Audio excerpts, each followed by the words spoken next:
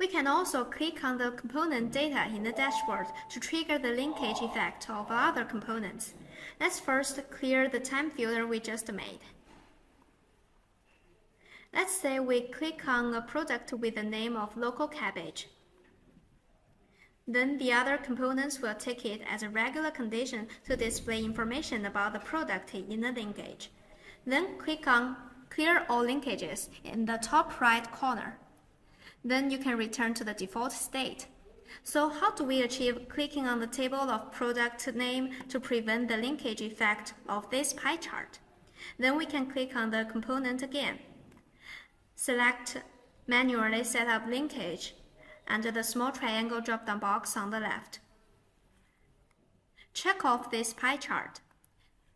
Click OK. So let's try it again. Click on the data in this table. Then all the other components will follow these changes, except this pie chart. Let's check again. Click on this component. Select View Filter Criteria under the drop-down box. Then this component is affected by upper component. However, this pie chart is not affected by it.